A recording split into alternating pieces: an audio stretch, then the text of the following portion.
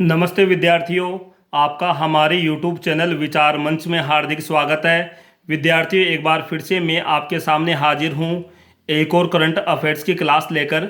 मैं आशा करता हूँ कि मेरे द्वारा अध्ययन करवाए गए करंट अफेयर्स के प्रश्न सभी प्रतियोगी परीक्षाओं में आपका सिलेक्शन करवाने में महत्वपूर्ण भूमिका निभाएंगे। तो विद्यार्थियों, शुरू करते हैं आज के पहले प्रश्न से। और आज का पहला प्रश्न है साइंस एंड टेक्नोलॉजी को लेकर, जो राजस्थान से संबंधित है। तो देखते हैं विद्यार्थियों, स्वदेशी यूजीवी रोबोट कर्षणा। विद्यार्थियों, एक स्वदेशी यूजीवी रोबोट है कर्षणा का निर्माण जयपुर की रोबोटिक्स कंपनी, और उस कंपनी का नाम है क्लब फर्स्ट, द्वारा किया जाएगा। तो विद्यार्थियों, जयपुर में भी अब आपको रोबोट बनते हुए नजर आएंगे, और जो रोबोट बनाया जाएगा पहला यूजीवी रोबोट, उसका नाम होगा कर्षणा, और जो इसको बनाने वाली कंपनी है उसका नाम है क्लब फर्स्ट। फिर इसके बाद में विद्यार्थियों, जो क्लब फर्स्ट कंपनी है, रोबोटिक्स कंपनी है, उसके संस्थापक है भुवनेश मिश्रा। जो ये क्षमता होगी इस रोबोट की, कर्षणा रोबोट की, तो हवा में ही दुश्मन के ड्रोन को पहचान कर उसको नष्ट कर देगा कर्षणा रोबोट। तो विद्यार्थियों, यह एक ऐसा रोबोट है जो दुश्मन होता है उसके ड्रोन को हवा में ही पहचान लेगा और उसको जमीन पर भी नहीं टिकने देगा और उसको हवा में ही नष्ट कर देगा। तो पहला प्रश्न है जो वेरी वेरी मोस्ट प्रश्न है, आगामी प्रतियोगी परीक्षाओं में आपको देखने को मिलेगा कर्षणा रोबोट को लेकर।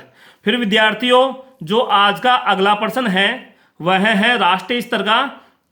तो देखते हैं, अंडमान निकोबार द्वीप समूह है।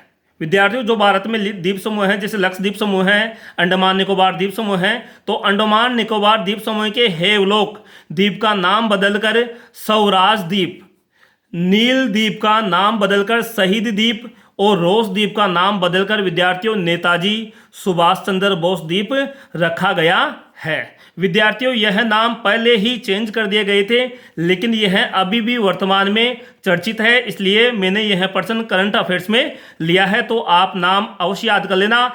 हेवलॉक जो द्वीप है उसका नाम स्वराज द्वीप, नील द्वीप का नाम शहीद द्वीप, और रोस द्वीप का नाम अंडमान निकोबार, जो रोस द्वीप है अंडमान निकोबार में, उसका नेताजी सुभाष चंद्र बोस द्वीप कर दिया है। फिर विद्यार्थियों, आज का जो अगला प्रश्न है वह है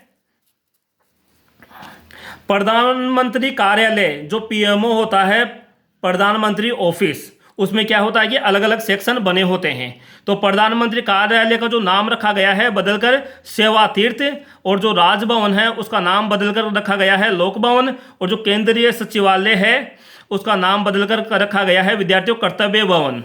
तो ये तीन नाम बदले गए हैं। पीएमओ का जो नाम चेंज करके सेवा तीर्थ, राजभवन का नाम लोक भवन, और जो केंद्रीय सचिवालय है उसका नाम कर्तव्य भवन रखा गया है, जैसे नाम भारतीय मूल्यों पर दिए गए हैं। फिर इसके बाद में विद्यार्थियों, जो अगला प्रश्न है जो अभी चर्चा में है उसके बारे में हम अध्ययन करेंगे। चौथा प्रश्न है आज का, प्रधानमंत्री ई बस सेवा योजना। विद्यार्थियों, यह जो योजना है इसकी शुरुआत अगस्त 2023 में ही हो चुकी थी, लेकिन यह अभी राजस्थान के संदर्भ में चर्चा में है, क्योंकि जो अपने मुख्यमंत्री है भजनलाल जी शर्मा ने 20 जून 2026 को प्रधानमंत्री ई बस सेवा योजना के तहत जयपुर में 29 नई इलेक्ट्रिक बसों को हरी झंडी दिखाकर रवाना किया है। साथ ही भीलवाड़ा में 18 इलेक्ट्रिक बसों का शुभारंभ किया गया है। तो विद्यार्थियों, प्रधानमंत्री ई बस सेवा योजना कब शुरू हुई थी और 20 जून 2026 को जयपुर में और भीलवाड़ा में कितनी बसें रवाना की गई है अपने मुख्यमंत्री द्वारा। तो यह चौथा प्रश्न है, वेरी वेरी मोस्ट प्रश्न है। फिर विद्यार्थियों, आज का पांचवा प्रश्न है, 21 जून 2026 को खातीपुरा जयपुर दरभंगा अमृत भारत एक्सप्रेस रेल सेवा का शुभारंभ अपने जो रेल मंत्री है अश्विनी वैष्णव द्वारा किया गया है। तो वेरी वेरी मोस्ट प्रश्न है, पांचवा प्रश्न भी। फिर विद्यार्थियों, आज का छठा और लास्ट प्रश्न है जो राजस्थान के संदर्भ में है। देखते हैं, Rajasthan global capability centre GCC नीति 2025 27 नवंबर 2025 को अधिसूचित की गई थी। इसके तहत विद्यार्थियों जयपुर, उदयपुर, जोधपुर, कोटा में हब विकसित किए जाएंगे। तो विद्यार्थियों, अभी वर्तमान में जो जितने भी राजस्थान सरकार द्वारा जो योजनाएं, जो नीतियां जारी की जाती है उनको आप अवश्य याद कर लेना, क्योंकि ऐसी योजनाएं और नीतियां परीक्षा में बार बार पूछी जाती हैं। तो विद्यार्थियों, मैंने आज आपको टॉप 10 6% करंट अफेयर्स की करवाए हैं। मैं आशा करता हूं कि मेरे द्वारा अध्ययन करवाए गए करंट अफेयर्स के पर्सन आगामी प्रतियोगी परीक्षाओं में आपका सिलेक्शन करवाने में कहीं ना कहीं महत्वपूर्ण भूमिका निभाएंगे। तो विद्यार्थियों, आप लगातार मेरे साथ ऐसे ही बने रहे।